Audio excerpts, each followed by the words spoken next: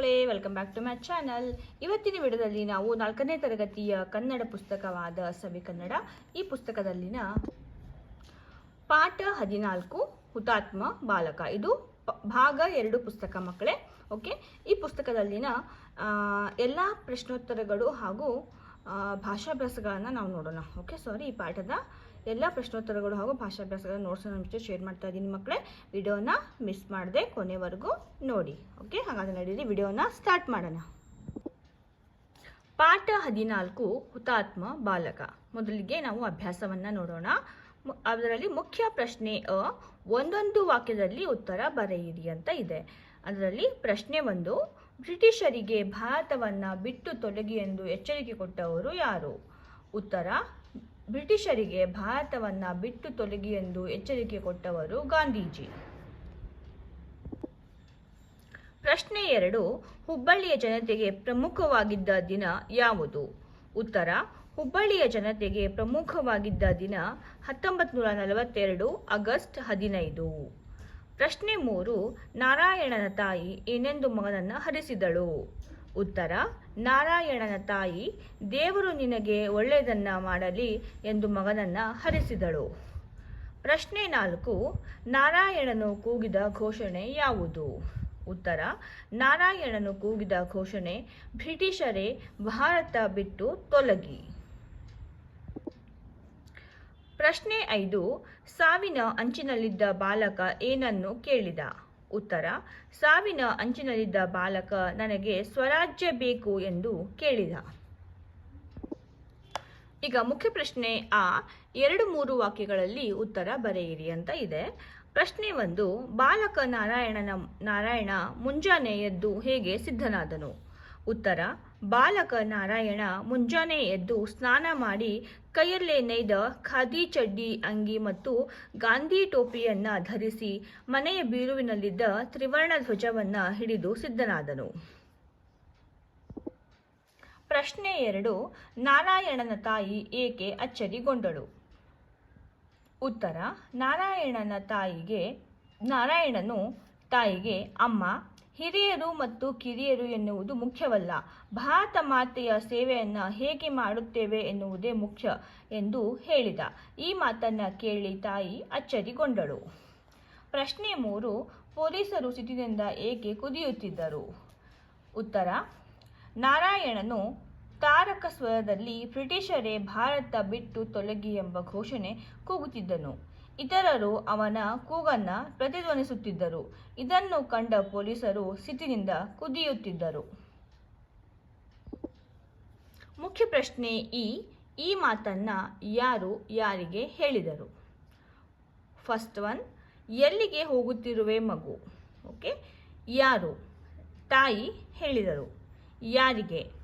ಮಗನನ್ನು ಹೇಳಿದರು. ಸೆಕೆಂಡ್ 1, ಅಮ್ಮ, ಹಿರಿಯರು ಮತ್ತು ಕಿರಿಯರು ಎನ್ನುವುದು ಮುಖ್ಯವಲ್ಲ. ಯಾರು? ಮಗ ಹೇಳಿದ. ಯಾರಿಗೆ ಹೇಳಿದ? ತಾಯಿಗೆ ಹೇಳಿದನು. ಪ್ರಶ್ನೆ ಥರ್ಡ್ 1, ನಿನಗೆ ಏನು ಬೇಕು? ಓಕೆ, ಈ ಮಾತನ್ನು ಯಾರು ಹೇಳಿದರು ಅಂತ ಕೇಳ್ತಾ ಇದ್ದಾರೆ. ಇದು ಆಂಗ್ಲ ಅಧಿಕಾರಿಯರು ಕೇಳ್ತಾರೆ. ಓಕೆ, ಯಾರಿಗೆ ಕೇಳ್ತಾರೆ?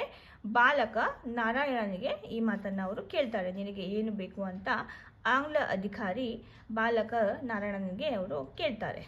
ಓಕೆ, ಈಗ ಭಾಷಾ ಚಟುವಟಿಕೆಗಳನ್ನು ನಾವು ನೋಡೋಣ ಮಕ್ಕಳೇ. ಅದರಲ್ಲಿ ಮುಖ್ಯ ಪ್ರಶ್ನೆ ಕೊಟ್ಟಿರುವ ಪದ ಗಮನಿಸಿ ವಿರುದ್ಧಾರ್ಥಕ ಪದವನ್ನು ಬರೆಯಿರಿ ಅಂತ ಇದೆ. ಅಹಿಂಸೆ, ಹಿಂಸೆ. ಕಿರಿಯ, ಹಿರಿಯ. ಸಾಧ್ಯ, ಅಸಾಧ್ಯ. ಬೇಕು, ಬೇಡ. ಓಕೆ, ಈಗ ಮುಖ್ಯ ಪ್ರಶ್ನೆ ಮಾದರಿಯಲ್ಲಿ ಸೂಚಿಸಿರುವಂತೆ ಪದ ಬಿಡಿಸಿ ಬರೆಯಿರಿ ಅಂತ ಇದೆ. ಮಾದರಿ, ಧೈರ್ಯವಂತ, ಧೈರ್ಯ ಪ್ಲಸ್ ವಂತ. ಗುಣವಂತ, ಗುಣ ಪ್ಲಸ್ ವಂತ. ಶೌರ್ಯವಂತ, ಶೌರ್ಯ ಪ್ಲಸ್ ವಂತ. ಶಕ್ತಿವಂತ, ಶಕ್ತಿ ಪ್ಲಸ್ ವಂತ. ಬುದ್ಧಿವಂತ, ಬುದ್ಧಿ ಪ್ಲಸ್ ವಂತ. ಹಣವಂತ, ಹಣ ಪ್ಲಸ್ ವಂತ, ಹಣವಂತ. ಮುಖ್ಯ ಪ್ರಶ್ನೆ ಕೊಟ್ಟಿರೋ ಪದಗಳನ್ನು ಬಳಸಿ ಸ್ವಂತ ವಾಕ್ಯ ರಚಿಸಿ ಅಂತ ಇದೆ. ಫಸ್ಟ್ 1, ಘೋಷಣೆ. ಓಕೆ, ಮೆರವಣಿಗೆಯಲ್ಲಿ ಎಲ್ಲರೂ ಘೋಷಣೆ ಕೂಗುತ್ತಿದ್ದರು. ಸೆಕೆಂಡ್ ಒನ್ ಅಹಿಂಸೆ, ಗಾಂಧೀಜಿಯವರು ಅಹಿಂಸೆಯಿಂದ ಹೋರಾಡಿದರು. ಥರ್ಡ್ ಒನ್ ಜೋರಾಗಿ, ತರಗತಿಯಲ್ಲಿ ಜೋರಾಗಿ ಮಾತನಾಡಬಾರದು. ಆಶ್ಚರ್ಯ, ತಾಜ್ ಮಹಲ್ ಅನ್ನು ನೋಡಿ ನಾನು ಆಶ್ಚರ್ಯಚಕಿತನಾದೆನು. ಮೆರವಣಿಗೆ, ಜಾತ್ರೆಯಲ್ಲಿ ವಿವಿಧ ಬಗೆಯ ಮೆರವಣಿಗೆ ಹೊರಟಿತ್ತು. ಈಗ ಮುಖ್ಯ ಪ್ರಶ್ನೆ ಈ ಕೆಳಗಿನ ಪದಗಳಿಗೆ ಶಬ್ದಕೋಶದಿಂದ ಅರ್ಥ ಹುಡುಕಿ ಬರೆಯಿರಿ ಅಂತ ಇದೆ. ಓಕೆ, ಇದು ನೆರವು, ನೆರವು ಅಂದರೆ ಸಹಾಯ. ಹರಸು ಅಂದರೆ ಆಶೀರ್ವದಿಸು. ಅದ್ಭುತ, ಅವಿಸ್ಮಯ. ಕಸುಬು ಅಂದರೆ ಕೆಲಸ. ಓಕೆ, ಈಗ ಬಳಕೆ ಚಟುವಟಿಕೆಯನ್ನು ನೋಡೋಣ ಮಕ್ಕಳೇ. ಓಕೆ, ಮುಖ್ಯ ಪ್ರಶ್ನೆ ವೃತ್ತದೊಳಗಿನ ಪದವನ್ನು ಅದರ ಸಮಾನಾರ್ಥಕ ಪದಗಳೊಂದಿಗೆ ಗೆರೆ ಎಳೆದು ಜೋಡಿಸಿ ಅಂತ ಇದೆ. ಓಕೆ, ನೋಡಿ ಇಲ್ಲಿ ವೃತ್ತ ಅಂದರೆ ಇದು ಕೊಟ್ಟಿದ್ದಾರೆ ಒಂದು ಸರ್ಕಲ್ ಥರ.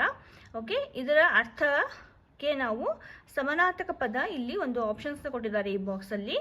ಓಕೆ, ಇದರಲ್ಲಿ ಯಾವುದು ಈ ಪದಕ್ಕೆ ಸಮಾನಾರ್ಥಕ ಪದವೋ ಅದನ್ನು ನಾವು ಇಲ್ಲಿ ಟಿಕ್ ಮಾಡಬೇಕು ಈ ಥರ. ಓಕೆ, ನೋಡಿ ಇದರಲ್ಲಿ ಒಂದು ಇರುತ್ತೆ ಸಮಾನಾರ್ಥಕ ಪದ, ಇದಕ್ಕೆ ಅರ್ಥ ಮ್ಯಾಚ್ ಆಗುವಂಥ ಒಂದು ಸಮಾನಾರ್ಥಕ ಪದ ಇರುತ್ತೆ. ಅದಕ್ಕೆ ನಾವು ಈ ಥರ ಗೆರೆಯನ್ನು ಎಳೆದು ಜೋಡಿಸಿ ಅಂತ ಕೊಟ್ಟಿದ್ದಾರೆ. ಗೆರೆಯನ್ನು ಎಳೆದು ನಾವು ಜೋಡಿಸಬೇಕು. ಓಕೆ, ಫಸ್ಟಿಗೆ ಆಶ್ಚರ್ಯ ಅಂತ ಇದೆ, ಇಲ್ಲಿ ಉಬ್ಬಸ, ಆನಂದ, ವಿಸ್ಮಯ. ಓಕೆ, ಇದು ವಿಸ್ಮಯ ಸರಿಯಾದ ಸಮಾನಾರ್ಥಕ ಪದ. ಆಶ್ಚರ್ಯ ಅಂದರೆ ವಿಸ್ಮಯ. ಮತ್ತು ಇನ್ನೊಂದು ಅರ್ಥ ಆಶ್ಚರ್ಯಕ್ಕೆ ಯಾವುದು ನೋಡೋಣ, ಬೆರಗು, ಅಚ್ಚರಿ, ಸಂತೋಷ. ಓಕೆ, ಸರಿಯಾದ ನೋಡಿ ಇಲ್ಲಿ ಆನ್ಸರ್ ಸಮಾನಾರ್ಥಕ ಪದ ಇದಕ್ಕೆ ಮ್ಯಾಚ್ ಆಗುವಂಥದ್ದು ಅಚ್ಚರಿ. ಓಕೆ, ಈಗ ಬಯಲು, ಪಟ್ಟಣ, ಅಡವಿ ಅಂತ ಇದೆ. ಓಕೆ, ಕಾಡು, ಈ ಪದಕ್ಕೆ ಸಮಾನಾರ್ಥಕ ಪದ ಯಾವುದು, ಅಡವಿ. ಅಡವಿ ಅಂದರೆ ಕಾಡು. ಓಕೆ, ನೋಡಿ ಇದು ಇಲ್ಲಿ ಅರಣ್ಯ ಅಂತ ಇದೆ, ಪೀಡಿಸು ಅಂತ ಇದೆ, ಕಾನನ ಅಂತ ಇದೆ. ಓಕೆ, ಕಾಡು ಅಂದರೆ ಅರಣ್ಯ ಅಂತಲೂ ಕೂಡ ಬರುತ್ತೆ ಮತ್ತು ಕಾನನ ಅಂತಲೂ ಬರುತ್ತೆ. ಓಕೆ, ಎರಡೂ ಕೂಡ ಬರುತ್ತೆ. ಈಗ ನೆಕ್ಸ್ಟ್ ಒನ್ ಸುಳಿವು ಅಂತ ಇದೆ. ಓಕೆ, ಇಲ್ಲಿ ಚತುರ, ಗುರುತು. ಓಕೆ, ಇದಕ್ಕೆ ಸಮಾನಾರ್ಥಕ ಪದ ಗುರುತು. ಮತ್ತು ಕುರುಹು, ನೆನಪು. ಓಕೆ, ಇದು ಕುರುಹು. ಗುರುತು, ಸುಳಿವು ಮತ್ತು ಕುರುಹು. ಓಕೆ, ಇದು ಮೂರು ಕೂಡ ಒಂದೇ ಅರ್ಥವನ್ನು ಕೊಡುವಂತಹ ಶಬ್ದಗಳು. ಈಗ ಮುಖ್ಯ ಪ್ರಶ್ನೆ ಕೊಟ್ಟಿರುವ ಅಕ್ಷರ ಬಳಸಿ ಪದ ರಚಿಸಿ ಅಂತ ಇದೆ. ಅಕ್ಷರ ಬಂಧ ಪೂರ್ಣಗೊಳಿಸು, ರಚನೆಯಾದ ಪದಗಳನ್ನು ಖಾಲಿ ಜಾಗದಲ್ಲಿ ಬರೆಯಿರಿ ಅಂತ ಕೊಟ್ಟಿದ್ದಾರೆ. ನೋಡಿ ಇಲ್ಲಿ ಕೆಲವೊಂದು ಇಲ್ಲಿ ಬಾಕ್ಸ್ನ ಅವರು ಗ್ಯಾಪ್ ಬಿಟ್ಟಿದ್ದಾರೆ. ನಾನು ಇಲ್ಲಿ ಪೆನ್ನಲ್ಲಿ ಬರೆದಿದ್ದೀನಲ್ಲ, ಇಲ್ಲಿ ಅವರು ಗ್ಯಾಪ್ ಕೊಟ್ಟಿದ್ದಾರೆ. ಇಲ್ಲಿ ಒಂದು ಆವರಣದಲ್ಲಿ ಅವರು ಒಂದು 5 ಶಬ್ದಗಳನ್ನು ಕೊಟ್ಟಿದ್ದಾರೆ. ಈ ಶಬ್ದಗಳನ್ನು ನಾವು ಇಲ್ಲಿ ಸರಿಯಾದ ನಾವು ಸ್ಥಳದಲ್ಲಿ ತುಂಬಿ ಒಂದು ಅರ್ಥಪೂರ್ಣವಾದ ಒಂದು ಶಬ್ದವನ್ನು ರಚನೆ ಮಾಡಬೇಕು ಮಕ್ಕಳೇ. ಆ ರಚನೆಯಾದ ಶಬ್ದವನ್ನು ನೋಡಿ ಇಲ್ಲಿ ಖಾಲಿ ಜಾಗ ಅವರು ಕೊಟ್ಟಿದ್ದಾರೆ, ಇದರಲ್ಲಿ ಬರಿಬೇಕು. ಓಕೆ, ಫಸ್ಟಿಗೆ ನೋಡಿ ಇಲ್ಲಿ ಪ ಯ ಅಂತ ಇದೆ. ಪ ಯ ಣ ನೋಡಿ ಇಲ್ಲಿ ನ ಇದೆ ಅಲ್ಲ, ಅದಕ್ಕೆ ಪ ಯ ಣ. ಓಕೆ, ಪಯಣ. ಪ ಡೆ, ಡೆ ಅಂತ ಇದೆ ಇಲ್ಲಿ ಪಡೆ, ಪಯಣ. ಇಲ್ಲಿ ಹ ಮತ್ತು ತೇ ಅಂತ ಇತ್ತು, ಇಲ್ಲಿ ಹ ಣ ತೆ. ನೋಡಿ ಇಲ್ಲಿ ನ ಅಂತ ನಾವು ಇಲ್ಲಿ ಬರೆದಾಗ ಇಲ್ಲಿನೂ ಕೂಡ ಇದು ವಾಕ್ಯವಾಗುತ್ತೆ ಪಯಣ ಅಂತ, ಇಲ್ಲಿ ಹಣತೆ ಅಂತ ಆಗುತ್ತೆ. ಈ ರೀತಿ ನಾವು ಸರಿಯಾಗಿ ನಾವು ಜೋಡಿಸ್ಬೇಕು ಮಕ್ಕಳೇ. ಓಕೆ, ಇಲ್ಲಿ ನೋಡಿ ಇಲ್ಲಿ ಹರಸು, ಹರಸು. ಇಲ್ಲಿ ನೆನೆಸು, ನೋಡಿ ಇಲ್ಲಿ ನೇ ಇದೆ, ನೆನೆಸು, ನೆನೆಸು.